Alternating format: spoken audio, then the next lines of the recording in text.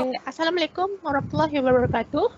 Saya Ahmad Faris bin Kamarul Bahrain, nombor pendaftaran 17 DSB 18F 2021. Dan saya Muhammad Faris bin Mahmud, nombor pendaftaran A17 DSP 18 F2013. Saya Nur Ida Sofia binti Ishak, nombor pendaftaran 17 DSB 18F 2001. Saya Siti Nuraida binti Masuri, nombor pendaftaran 17 DSB 18 F2027. Saya Muhammad Zakwan bin Muhammad Saleh, 17 DSB 18 F2020.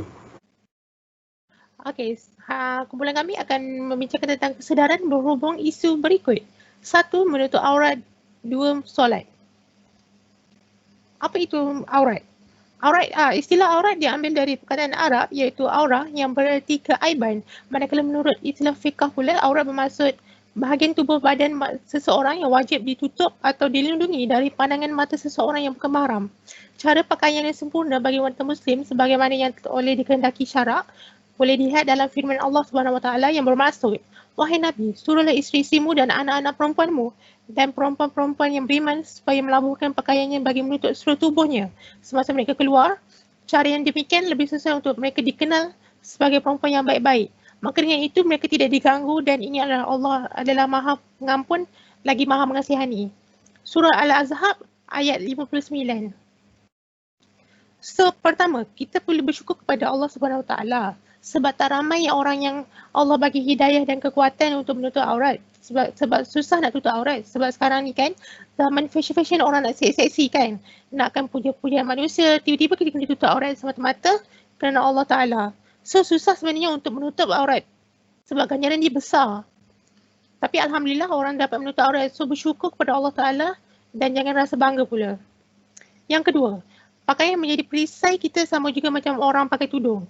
Pakai tudung mencarut macam tak kena. Tahu sebenarnya automatik orang yang pakai tudung sepatutnya dia akan rasa malu untuk nak mencarut.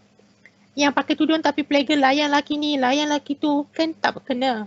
Tu yang orang akan rasa macam pakai tudung kot. So sebenarnya pakaian tudung ke, kopiah ke, jubah ke, purdah ke, benda tu semua adalah perisai untuk kita tak buat maksiat sepatutnya. Tapi jika pakaian menutup aurat itu tak mampu menjadi perisai untuk kita ketika tu sebenarnya iman kita berada dalam keadaan yang masalah. Contoh pakai tudung labuh, pakai pudar tapi couple, pakai tudung labuh, pakai pudar tapi mencarut, pakai kopiah, pakai serban, pakai jubah tapi yang goda perempuan sana sini. Tu apa nama dia akan jadi macam Ustaz Miang pula buat pikat lain kat perempuan ni. Perkara ini akan jadi satu fitnah besar yang akan pada masyarakat. Bayangkan bila orang yang tak pakai tudung, bila kita ajak dia pakai tudung nanti dia akan kata, alah yang suruh pakai tudung pun perangai teruk juga. Baik tak payah pakai tudung. Nasihat kami kepada yang menutup aurat ini, jika pakaian tak mampu lagi menjadi perisai untuk kita membuat maksiat, ketika itu ceklah semula diri kita, muhasabah diri kita untuk menutup aurat kerana Allah Ta'ala. Okey, pakaian yang dipakai ketika keluar itu hendaklah dalam keadaan labuh dan menutup seluruh tubuh pemakaiannya. Secara umumnya, ciri-ciri pakaian yang menutup aurat sebagaimana dituntut oleh syarak bagi wanita adalah seperti berikut. Okey, yang pertama adalah pakaian yang longgar, bukan pakaian sempit yang sehingga menampakkan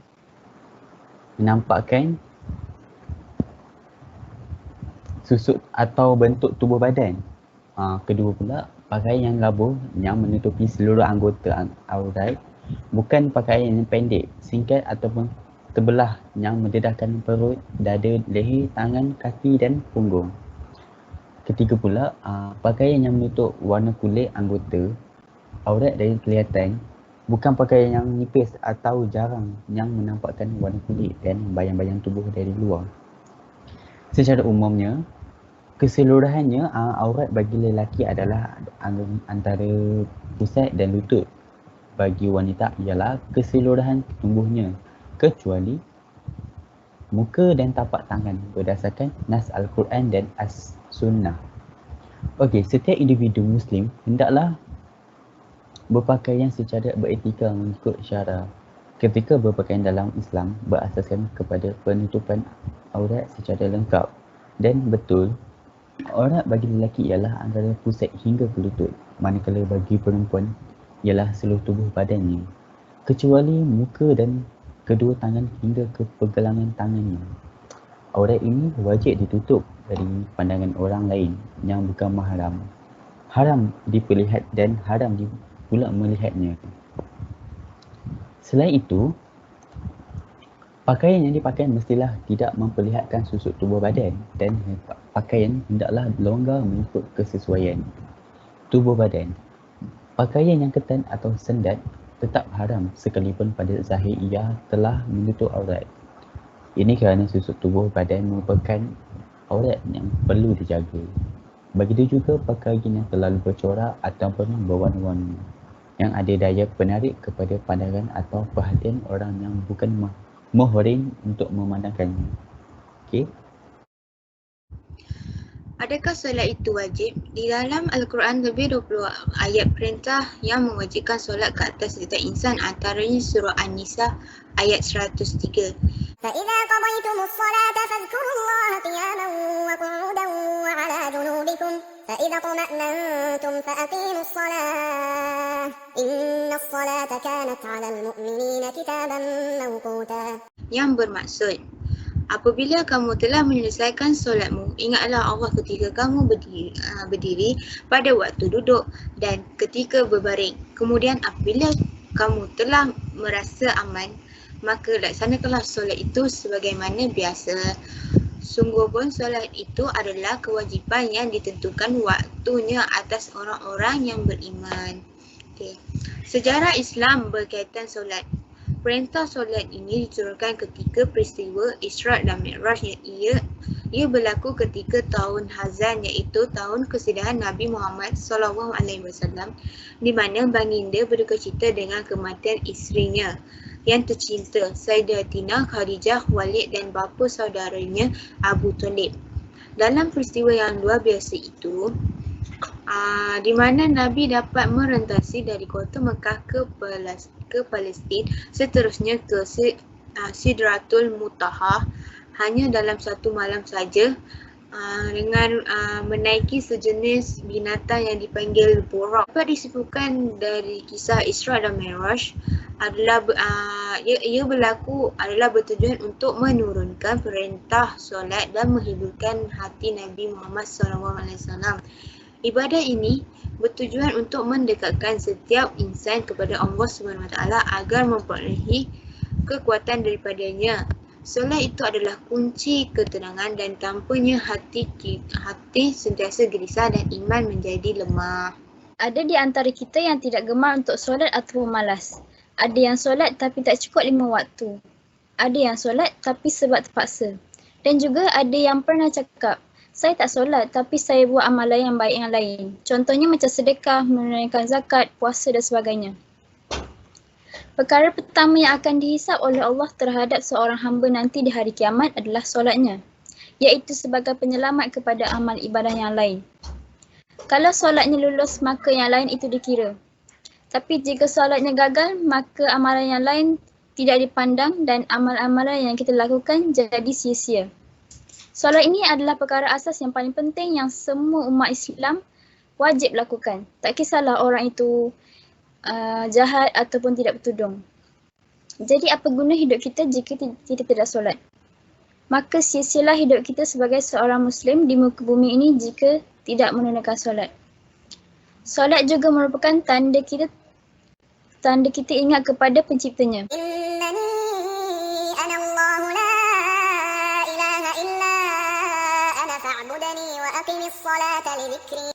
Allah berfirman di dalam Al-Quran yang bermaksud, sesungguhnya aku ini adalah Allah, tidak ada Tuhan selain aku, maka sembahlah aku. Dan dirikanlah solat untuk mengingatiku. Surah Taha ayat 14. Tanda seseorang itu cinta pada kasih Allah adalah dengan sentiasa mengingati dan menyebut namanya seperti berzikir. Solat itu sangat indah. Apabila kita solat, kita sebenarnya sedang berkomunikasi dengannya. Tidak ada cara lain lagi yang lebih agung untuk mengucapkan cinta kepada Allah Subhanahu Wa Taala. Selain daripada solat, kita sujud menyembahnya yang satu. Jadi sebagai umat Islam yang baik, solatlah kerana kita memang diciptakan untuk beribadah kepadanya. Jagalah silaturahim kita dengan Allah yang Maha Esa. Kesimpulannya, alangkahnya indahnya kalau kita hiasi diri kita dengan akhlak. Wallahu a'lam. Moga Allah bagi kita kekuatan untuk istiqamah dalam menutup aurat dan menjaga solat. Semoga Allah pelihara kita dari perbuatan-perbuatan dan akhlak yang menimbulkan fitnah kepada orang lain.